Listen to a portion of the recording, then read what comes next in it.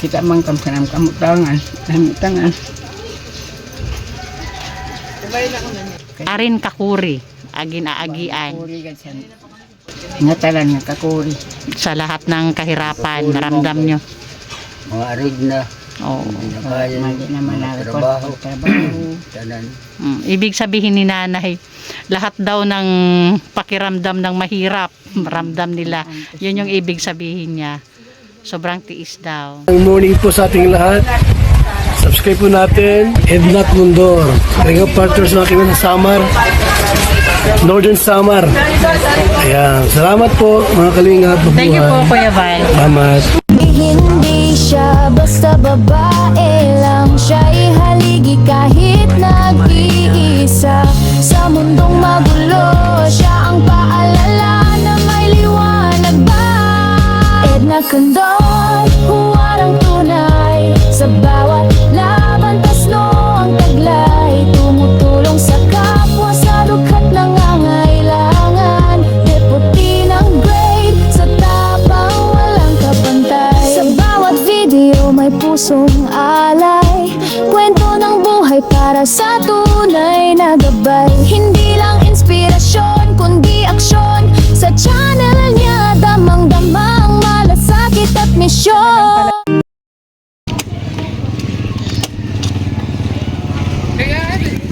Ayan mga kaninays, good afternoon. Mami, let's play na!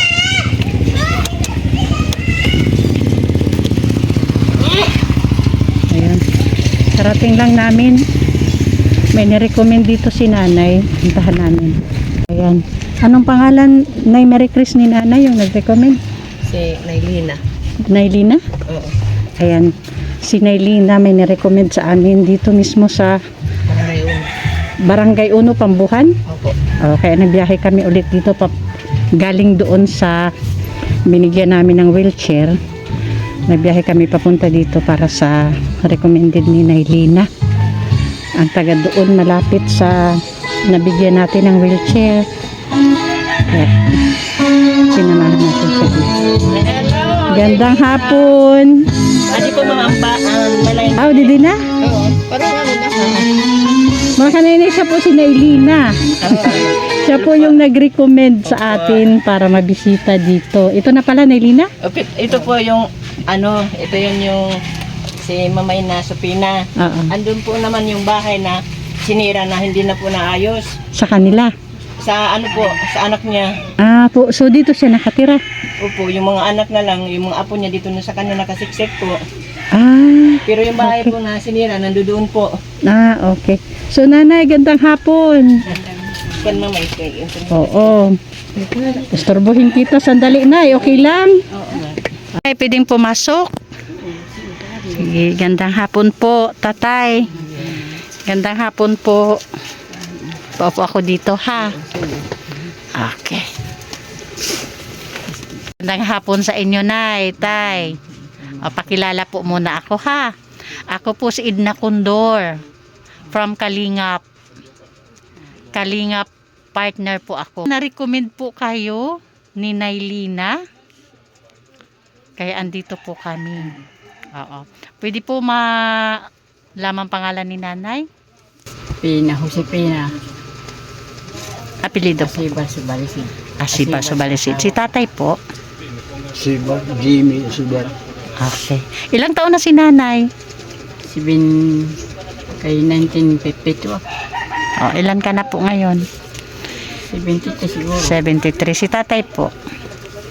Mga 72 okay na. Mga 72. July 25. Okay. 19, Pareho pala kayong senior na ano? 1955. So ano pong pangkabuhayan nyo ngayon mag-asawa? Alay, guys. Garden, Hindi na, nag-garden ka, nag-garden, diyan siya man. Panuma, Nura-sura, siya man, Salog. nagsisihulaw sa salog. Sa salog. Ano man po yung nakukuha nyo sa salog na pang-ulam? Ilog yun mga kanainays. Pasay, Isda, Pang-ulam-ulam nyo naman. Hindi ba nakakapagbenta?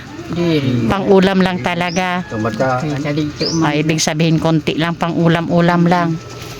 So, Nay, Ikaw po sa pang-araw-araw, garden-garden ka naman. Oo. Ito Okay. din. Kayo lang po dalawa dito nakatira, Nay? Takmanhi po. Ilan po yung apo mo nandito? Kuhanan ini sa aka. Ito naman to sa'yo sa Manila. Upat. Opat. Asan po yung mga magulang nung apat na apo mo? Ito nga, ang mga kag-anak ito ng kabataan. Ang asawa o na, ang amay sani nga dagko, namatay na. Ah, Diyan, nag-asawa siya. otro. Oo, nag-asawa siya otro, taga diyan, pero dito sila sa Manila pag-asawa. Yan, nagkauli siya rangan nanganak liwat sinsayo. Hanilat itong saak. Diyan, nag-asawa na siya sin iba. Tagalilita sa diyan sa dos. Kanya na kanya yan asawa. Binayaan ang kanya asawa. Kaya binaya na kanya asawa nga, taga Manila nga. Pero taga diyan itong siya. Oo, anak mo yon. Ang babayan, anak ko. Asan na yung anak mong babae? Kaya may na din nag-asawa. May asawa na ulit. Oo. Ah, sino po ang nagpapaaral sa mga bata? Kayo po? Kami. Kayong mag-asawa na. Naman siya. Pati yung pagkain na mga bata, lahat. Sa pagkaon kami nga nagsisihatag man ini nga ako bata nga ini, si Rina. Yung nanay, nagbibigay naman ng sustento sa inyo. Talagsala. Pag-islap. Sihatag Pagkain, ng kabataan. Itong bahay niya, Nay, sa inyo to, itong bahay na to sa inyo to? Oo. Ah, good. Pati lupa, Nay? Diri. Diri. Ah, okay. Nakikuan la kami. Nakiusok. Sino ang may sakit sa inyong dalawa? Kasi yan, nagkasakit ito na hospital nga ni. Ano po yung karamdaman mo, Tay? Sa baga. Kuan. Ah, sa lungs? Kan hapo. Ah, oh, kasi sa lungs. Bag pangalan. Ah, na-confine ka sa ospital. Oo. Yan sa skolastika. Ah, so, kumusta man si tatay? Okay na? Okay na nga daw siya. Di pa siya nakatrabaho. Loob siya. Ano? Pero dito, di pa. O, may iniinom kang gamot. Waray, danay, waray. Waray. Waray ako. Nagpipinanguan lang mga herbal, danay. Oo, anuin mo lang herbal. Walang palit. hanggat wala pa sa herbal. So, dapat may ininom si tatay na gamot ngayon, na resita ng doktor. Kay ubos na. Oh, so hindi lang kayo makabili kaya wala na siyang iniinom. Naubos wala na kami bro. Wala naman siya tumatuma. Wala na din siyang follow-up check-up. Waray na. Kailan dapat ang follow-up check-up ni tatay? Kaya wala man pagsad ang doktor nga pakalita. Basta. Ayaw na siya pagkuha na siya para check-up. Mm, Kaya sa ilang doktor pag balik na ito. okay. Kumusta man po yung araw-araw niyo dito? Ay, okay na ganla. Bisan wala inaantos. O yun yung pala mga kanay-nays, kalinga partners, yun yung sinasabi ko minsan na minsan ang mga nanay kahit hindi na okay na lang. Oo, galing. Pag walang choice.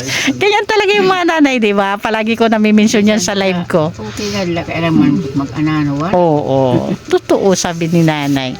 Totoo yan. Minsan talaga ang mga nanay kahit hindi na okay pa din. Kabataan, mga eskwela, takman niya Tok-tok po. ka lang. Para sa pamilya. Suga na pinagkasulit, antos kit. Kaya wala kang mababalon. Anong mga grade na nanay yung mga apo mo? Ito inagi doon nga. Pagtawuhay. Kuhan itong grade 9 aon. Kung ako nag-eskwela sa kuhan. Nag-eskwela siya sa ALS. Nag-ALS siya. Okay. Diyan to ade man nga doon ang mga eskwela, ang mga apo.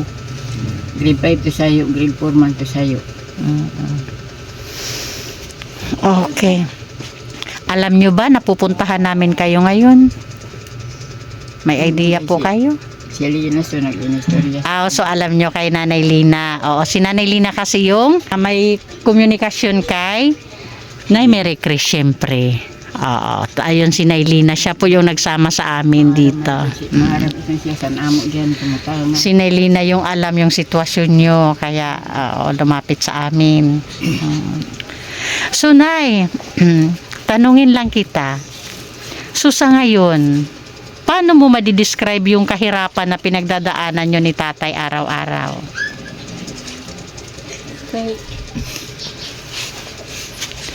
Gaano ka kuri? Arin ka kuri. Agin aagian. Kuri gan sa nga talan nga kakuri. Sa lahat ng kahirapan, ramdam nyo. Mga arid na. Oo. Hindi na kaya. Mali naman Trabaho. trabaho. Tanan. Ibig sabihin ni nanay, lahat daw ng pakiramdam ng mahirap, ramdam nila. Yun yung ibig sabihin niya. Sobrang tiis daw. Marunong ka magtagalog, nay? Nasabot gan ko di kay Pagbaga. Sige Sige. lang kang lata. Oo. So, nanay, kung halimbawa, may gustong tumulong sa inyo, sa inyong mag-asawa, ano sa tingin mo yung pinakaunang kailangan mong tulong? ako pasalamat daw kung mayaw bumuling ko di ilak na kakuha kung nagkita man kam kanam kamutangan namutangan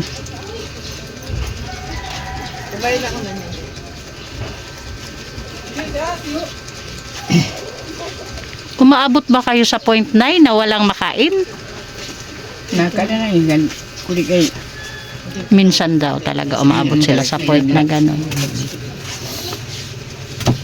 may nan apo anak Isa ito sa apo mo. Ito yung sinasabi mo na grade 9 na dapat. oo grade 9 ka kung ano nag-alis ka Okay.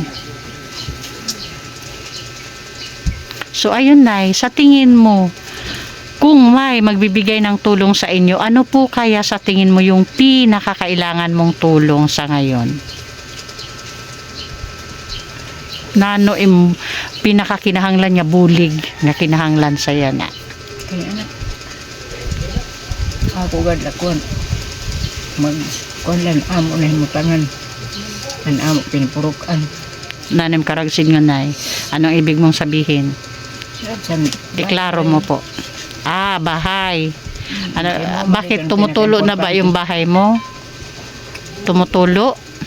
oo kulo malaho po Nanunuro na. Ay kayo, puro na karton din yung bubong, mga kanay-nays kalinga partners.